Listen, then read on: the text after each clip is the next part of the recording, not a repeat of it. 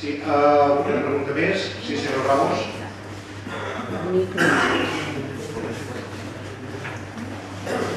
Bon dia. Jo us felicito, la veritat, sincerament, perquè hem parlat de tot i considero que és l'única casa que encara no teniu crisi, francament. Hem parlat de tot, parlem de fer una biblioteca, que ja me sap molt bé, perquè dintre d'un any o dintre de 6 mesos potser anirem a llegir perquè estarem tots pagats. Això és el punt número 1. I llavors, que com els senyors que estan a l'Ajuntament, jo considero que quan fan poliempleo i tenen 2 sols o 3, representa que només parlem de grans inversions i no solucionem gaires temes. I després un altre tema, el famós Pla Zapatero.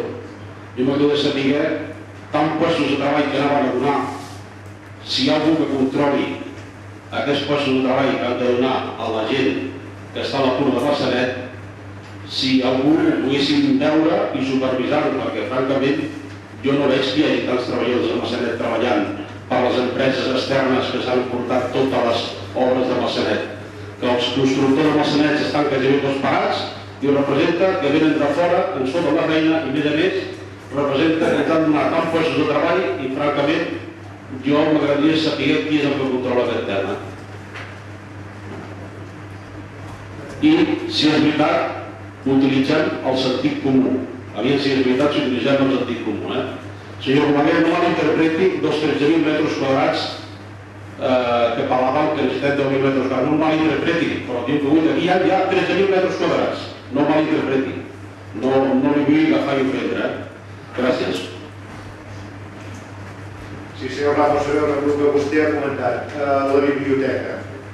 La biblioteca, si es construeix, és perquè això va a través d'inversions i que aquestes inversions, com hem explicat abans, una part venen subvencionades per la Generalitat de Catalunya a través del Central de Biblioteques, una altra part venen subvencionades per la Diputació de Girona amb l'aportació que hi fan i una altra part l'Ajuntament de Massanet. La part de l'Ajuntament de Massanet hem passat anys de bonança i l'Ajuntament de Massanet ha tingut uns romanents o uns estalvis per sobre el pressupost i que ha pogut guardar aquests diners per inversions. Això és el que s'ha fet. O sigui, són uns diners que ja estaven assignats en partides anteriors l'any passat i que estan reservats per aquestes inversions. Igual que algunes altres inversions que també s'han fet. Amb la qual cosa, això, si l'Ajuntament de Massanet té una de crisi, es mirarà també més endavant. No ho tenim fàcil. No ho tenim fàcil per el fet de dir que l'Ajuntament de Massanet no té crisi. En tenim i el sentim igual que molts. El que passa que el que hem de fer també és, entre tots, ajustar les partides i posar-se en el lloc amb el qual sabem quines són les nostres capacitats i no superar-les per poder seguir treballant amb l'Ajuntament amb unes condicions mínimes de funcionament sense posar en perill l'economia municipal. S'ha referit també a molts llocs de treball al Pla Zapatero. Aquest Pla Zapatero, des del govern central, el que sí que es va fer va ser intentar dinamitzar l'economia davant de la davallada d'activitat que hi havia, però no en cap moment va dir que qualsevol obra que es fes a dintre d'un municipi, la gent que es tingués que agafar de l'atur tenia que ser d'aquí. No m'ho digui perquè això és així, senyor Ramos. Deixi acabar-me de donar l'explicació i després ja acabem de debatre aquests punts. Amb la qual cosa, mentre aquestes persones justifiquin quan van presentar al moment d'explicar l'obra la quantitat de persones que contractarien de l'atur hagin presentat a l'Ajuntament els TCUs, no vol dir res que tinguin que ser del poble o no, siguin del lloc d'allà on siguin.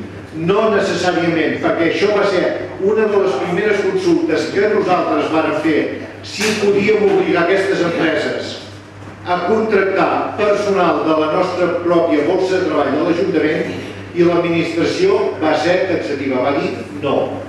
No és així. Senyor Soms, el ple de condicions el podem veure nosaltres? La gent que paga molts altres impostos, el podem veure? Sí. Doncs, francament, m'agradaria que només dia i hora per vindre a veure-los. No, és públic. Vinguin aquí a l'Ajuntament i posem quan vulgui, no fa falta. Perquè, francament, jo he vingut a tots els plens i realment això no és per el que vam dir nosaltres. Francament, jo potser en cap moment es podia dir una cosa diferent del que ens marca la llei. En cap moment es podia dir que si l'Ajuntament de Massanet podia intentar que s'agafés gent de l'atur del poble, es faria. Però si en aquest cas les empreses amb les quals estan fent l'obra no l'han agafat, no tenen l'obligació ni nosaltres els hi podem posar traves perquè així sigui. Penso que amb aquestes qüestions legals, aquí tenim el secretari, que ell també s'ha llegit aquest ple i es va fer aquesta consulta, li pot donar resposta amb el que jo li estic dient, es pot reafirmar en aquest sentit o no. Senyor Soms, fa un moment deia, utilitzem el sentit comú. Aquest Ajuntament no utilitzem res, francament, perquè realment la biblioteca és molt interessant. Però realment estem en barracons encara al col·legi, És molt trist això, És molt trist que me digui que utilitzem el sentit comú i ens gastarem 1.600.000 euros a fer una biblioteca perquè l'any que ve estiguem a l'atur anirem a llegir tots plegats.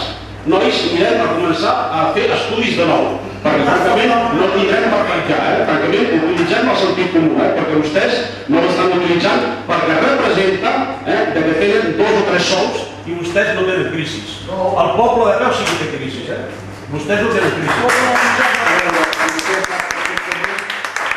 Els terrenys on s'ha de construir l'escola, aquests terrenys estan ja cedits a ensenyament, és responsabilitat d'ensenyament la construcció d'aquesta escola i que està previst que entre el mes de setembre i octubre s'inici una escola. Una cosa no té res a veure amb l'altra, no em barregi conceptes. Senyor Soms, el sentit comú, el sentit comú que el poble representa que se reivindicarà el poble de la manera que diu. Se reivindicarà el poble, perquè estan provocant el poble a agafar i fer coses, perquè francament utilitzem el sentit comú, que no l'utilitzen. Simplement li contesto no m'he sentit gens, no mal entenc i sens ofès. És un suggeriment bo, però no és aplicable. Per això jo abans m'intentava explicar. 10.000 metres per un equipament públic, sigui una escola, sigui un institut, sigui una biblioteca, mai es poden fer fora del nucli urbà. Per això estic dient moments, Ramos. Per això estic dient que no pots pensar que tu pots decidir on va l'escola o on va un institut. Això ve determinat per qui creu que ha de ser. I necessites uns terrenys. Jo l'únic que aquí he explicat és que els 10.000 metres que tenim per cessió d'aquest projecte famós que ara estem debatent són de cessió.